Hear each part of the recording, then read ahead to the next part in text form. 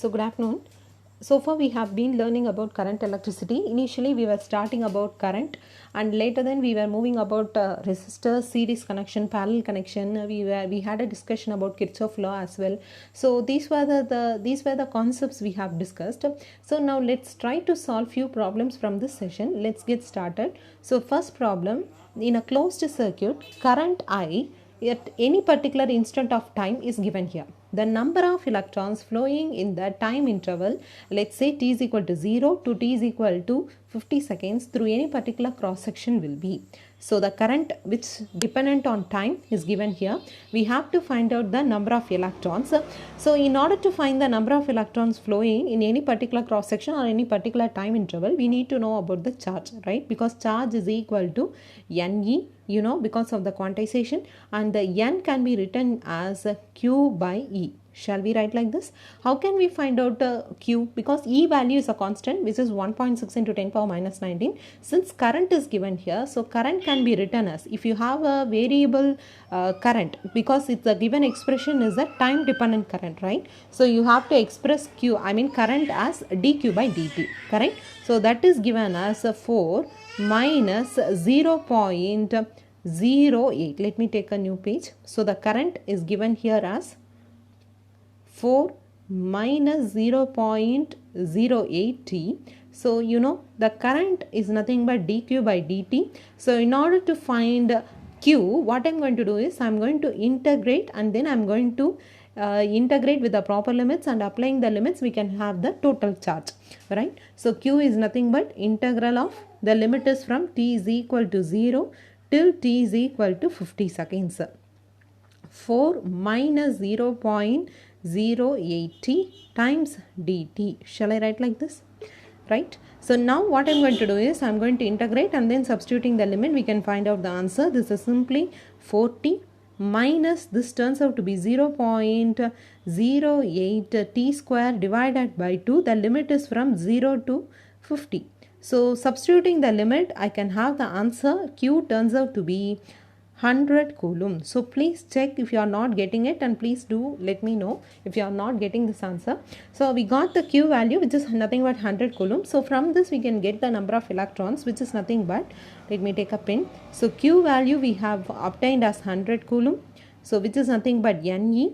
So which is 100. So N turns out to be 100 divided by E, which is nothing but 6.25 into 10 power 20. So please do check this answer. If you are not getting this answer, please let me know, right? So moving on to next problem. So option B is the right answer for this question. So the next question says a current and density varies with radial distance r as J is equal to A r square. So the current density which has a radial dependence, that is given here as A r square, which is in a cylindrical wire of radius r, capital R. The current carrying through the wire between the radial distance is r by 3 and r by 2 will be.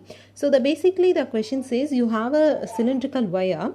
So what I'm going to assume is here we have a cylindrical wire of radius r. So they were asking about the current passing through the wire between r by 3 and r by 2. Let's assume r by 2 is simply 0.5, and r by 3 in between I may have this value. Shall we? Let's assume this is our r by 3, and let's assume this is our r by 2. Can you see? Can you see this small portion or small element over here? So for this portion I have to find out the corresponding current which is passing through or in between these distance, right? This is what I am going to do. So in order to do this, so you know how the current and the current density are related, which is nothing but I is equal to J dA. You know that, right?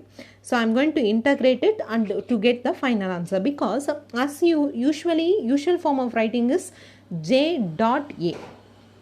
But here you have taken a small change in area. So for that portion I have to find out the current. So that what I'm going to do, I'm going to make a current density which is constant throughout the entire cylindrical wire, but the area alone we have a change here, right? So better let me write like that. Just a minute, let me erase few portions, right? So now what I'm going to do is I'm going to substitute, and then I'm going to integrate with the proper limits, which is nothing but r by 3 till r by 2. shall we? So current density which is given as A r square and change in area. So what could be the change in area will be, which is nothing but 2 pi r dr, right? So I'm going to substitute here, which is 2 pi r dr.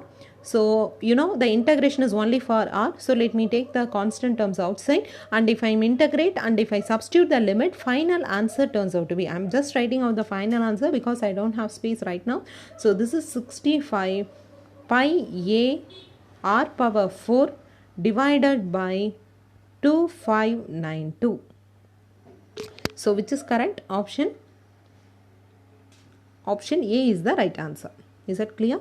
So please do check the final answer alone. If not, if you are not getting it, please let me know. Right. So moving on to next problem. Right.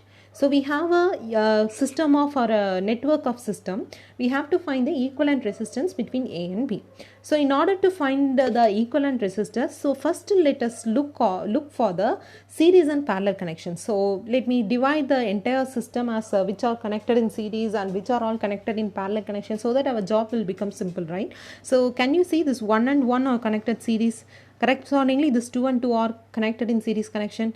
Again, this 1 and 1, this 1, this 1, this 2, 2, everything. These numerator part and the denominator part, if we separate it, we can write this as simply, I can write this as what? Simply like this. I can read like this. Shall we? Right? One more resistance you have. Since I don't have space here, so let me bring this down and I'm writing like this. Right? So here the 1 ohm and 1 ohm, because since it is series connection, so equivalent will be 2 for this one, and correspondingly for this one will be 4. Here you have 2, this is 4 ohm. Similarly, this is 2 ohm, this is 4 ohm, this is 2 ohm. Here we have 4 ohm. Shall I write like this? So now you know this 2 and 4, which are basically connected in parallel connection. We have 4 network like this. So what I'm going to do is simply I'm